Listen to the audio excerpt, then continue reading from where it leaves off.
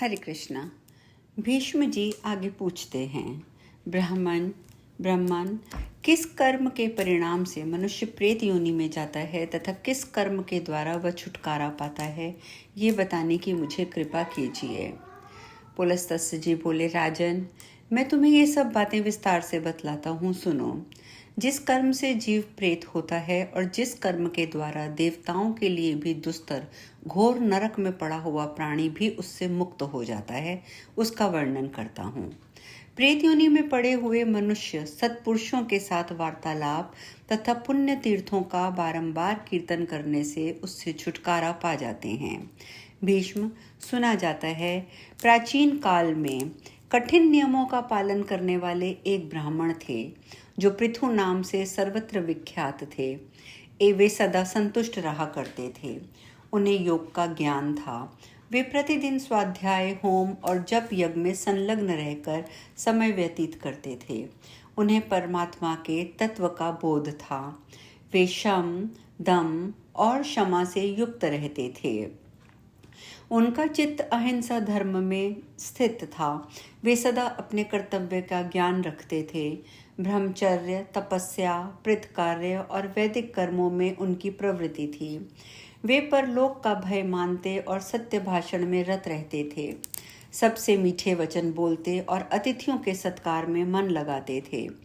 सुख दुख संपूर्ण द्वंद्वों का परित्याग करने के लिए सदा योगाभ्यास में तत्पर रहते थे। अपने कर्तव्य के पालन और स्वाध्याय में लगे रहना उनका नित्य नियम था। इस प्रकार संसार को जीतने की इच्छा से वे सदा शुभ कर्म का अनुष्ठान किया करते थे। ब्राह्मण देवता को वन में निवास करते अनेकों वर्ष व्यतीत हो गए। एक बार उनका ऐसा विचार हुआ कि मैं तीर्थ यात्रा करूं, तीर्थों के पावन जल से अपने शरीर को पवित्र बनाऊं।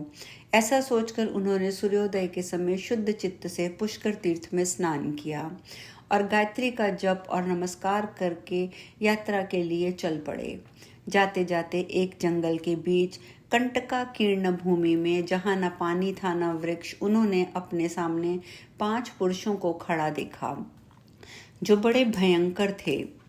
उन विकट आकार और पापपूर्ण दृष्टि वाले अत्यंत घोर प्रेतों को देखकर उनके हृदय में कुछ भय का संचार हो आया। फिर भी वे निश्चल भाव से खड़े रहे। यद्यपि उनका चित्त भय से उद्विग्न हो रहा था, तथापि उन्होंने धैर्य धारण करके मधुर शब्दों में पूछा, विकराल मुख वाले प्राणियों, तुम लोग कौन हो? किसके द्वारा कौन सा ऐसा कर्म बन गया जिससे तुम्हें इस विकृत रूप की प्राप्ति हुई है? प्रेतों ने कहा, हम भूख और प्यास से पीड़ित होकर सर्वदा महान दुख से घिरे रहते हैं। हमारा ज्ञान और विवेक नष्ट हो गया है। हम सभी अचेत हो रहे हैं। हमें इतना भी ज्ञान नहीं है कि कौन दिशा किस ओर है। दिशाओं के बीच की अवान्तर दिशाओं को भी नहीं पहचानते। आकाश, पृथ्वी और स्वर्ग का भी हमें ज्ञान नहीं है। ये तो दुख की बात हुई। सुख इतना ही है कि सूर्योदय देखकर हमें प्रभात सा प्रतीत होता है। हम में से एक का नाम परशुषित है, दूसरे का नाम सूचिमुख, तीसरे का नाम शीघ्रग्र, चौथे का नाम रोधक और 5वें का नाम लेखक है। ब्राह्मण ने पूछा, तुम्हारे ये नाम कैसे पड़ गए? क्या कारण है जिससे तुम लोगों को ये नाम प्राप्त हुए? प्रेतों में से एक ने कहा, मैं सदा स्वादिष्ट भोजन किया करता था और ब्राह्मणों को पर्युषित अर्थात बासी अन्न देता था। इसी हेतु को लेकर मेरा नाम पर्युषित पड़ा। मेरे इस साथी ने अन्न आदि के अभिलाषी बहुत से ब्राह्मणों की हिंसा की है, इसीलिए इसका नाम सूची मुख पड़ा। और ये तीसरा प्रेत भूखे ब्राह्मण से याचना करने पर भी उसे कुछ न देने के भय से शीघ्रतापूर्वक वहां से चला गया था, इसीलिए इसका नाम शीघ्रग्र हो गया।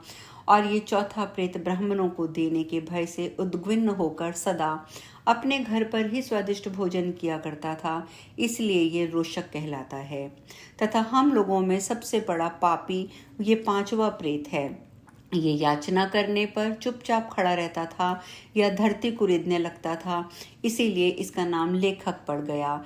लेखक बड़ी कठिनाई से चलता है। रोधक को सिर नीचा करके चलना पड़ता है। शीघ्रक पंगु हो गया है। सूची इसका सुई के समान मुंह हो गया है। तथा मुझ पर्युषित की गर्दन लंबी और पेट बड़ा हो गया है। अपने पाप के प्रभाव से मेरा अंडकोश भी बढ़ गया है तथा दोनों होठों के भी लंबे होने के कारण लटक गए हैं। यही हमारे प्रेत योनि में आने का वृतांत है, जो सब मैंने तुम्हें बता दिया। यदि तुम्हारी इच्छा हो और कुछ भी पूछो तो पूछने पर इस बात को हम और बताएंगे। ब्राह्मण बोले, इस पृथ्वी पर जितने भी जीव रहते हैं उनकी स्थिति, सबकी स्थिति आहार पर निर्भर है। अतः मैं तुम लोगों का भी आहार जानना चाहता हूँ। प्रेत बोले, विप्रप्रवर, हमारे आहार की बात सुनिए। हम लोगों का आहार सभी प्राणियों के लिए निंदित है। उसे सुनकर आप भी बारंबार निंदा करेंगे। बलगम, पेशाब, पखाना, स्त्री के शरीर का मैल, इन्हीं से हमारा भोजन चलता है। जिन घरों में पवित्रता नहीं है वहीं प्रेत भोजन करते हैं। जो घर स्त्रियों के द्वारा दग्ध और छिन्न भिन्न है, जिसमें सामान इधर उधर बिखरे पड़े रहते हैं तथा मल मूत्र के द्वारा जो घृणित अवस्था पहुंच चुके हैं, उन्हीं घरों में प्रेत भोजन करते हैं। जिन घरों में मानसिक लज्जा का अभाव है, पतितों का निवास है तथा जहाँ निवासी टूटे लूट पाट का काम करते हैं, वहीं प्रेत भोजन करते हैं। जहाँ बलिश्र देव तथा वेद मंत्रों का उच्चारण नहीं होता, होम और व्रत नहीं होते, वहाँ प्रेत भोजन करते हैं। जहाँ गुरुजनों का आदर नहीं होता, जिन घरों में स्त्रियों का प्रभुत्व है और जहाँ वे क्रोध में रहती हैं, लोभ में रहती हैं, और जहाँ क्रोध और लोभ अपना अधिकार जमा लेता है, वहीं प्रेत भोजन करते हैं। अतः इससे अधिक मैं कुछ और नहीं कह सकता। तपोधन, तुम नियमों का दृढ़तापूर्वक पालन करने वाले हो, इसीलिए प्रेत योनि से दुखी होकर हम तुमसे पूछ रहे हैं। बताओ, कौन सा कर्म करने से जीव प्रेत योनि में नहीं पड़ता? ब्राह्मण देवता ने कहना आरंभ किया। वे बोले, जो मनुष्य 1 रात्रि का, 3 रात्रियों का तथा कृच्छ चंद्रायण आदि अन्य व्रतों का अनुष्ठान करता है, वह कभी प्रेत योनि में नहीं पड़ता। जो प्रतिदिन 3, 5 या 1 अग्रि का सेवन करता है और जिसके हृदय में संपूर्ण प्राणियों के लिए दया भरी होती है, वह मनुष्य प्रेत नहीं होता। जो मान और अपमान में, सुवर्ण और मिट्टी के ढेले में, शत्रु और मित्र में समान भाव रखता है, वह प्रेत नहीं होता। देवता, अतिथि, गुरु तथा पितरों की पूजा से में सदा प्रवृत्त रहने वाला मनुष्य भी प्रेत योनि में नहीं पड़ता। शुक्र पक्ष में मंगलवार के दिन चतुर्थी तिथि आने पर उसमें जो श्रद्धा पूर्वक श्राद्ध करता है, वह मनुष्य प्रेत योनि में नहीं पड़ता। जिसने क्रोध को जीत लिया है, जिसमें डाह का सर्वदा अभाव है, जो तृष्णा और आसक्ति से रहित, क्षमावान और दानशील है, वह प्रेत योनि में नहीं जाता। जो गौ, ब्राह्मण, तीर्थ, पर्वत, नदी और देवताओं को प्रणाम करता है, वह प्रेत योनि में नहीं जाता। प्रेत बोले, महामुने, आपके मुख से नाना प्रकार के धर्म सुनने को मिले। हम दुखी जीव हैं, इसलिए पुनः पूछते हैं, किस कर्म से प्रेत योनि में जाना पड़ता है, वह भी बताइए। ब्राह्मण ने कहा, यदि कोई द्विज और विशेषतः ब्राह्मण शूद्र का अन्न खाकर उसे पेट में लिए ही मर जाए तो वह प्रेत होता है। जो आश्रम धर्म का त्याग करके मदिरा पीता है, पराई स्त्री का सेवन करता है तथा प्रतिदिन मांस खाता है, उस मनुष्य को प्रेत होना पड़ता है। जो ब्राह्मण यज्ञ के अनधिकारी पुरुषों से यज्ञ करवाता है, अधिकारी पुरुषों का त्याग करता है, शूद्र की सेवा में रत रहता है, वह प्रेत योनि में जाता है। जो मित्र की धरोहर को हड़प लेता है, शूद्र का भोजन बनाता है, विश्वासघात करता है, कूटनीति का आश्रय लेता है, वह निश्चय ही प्रेत होता है।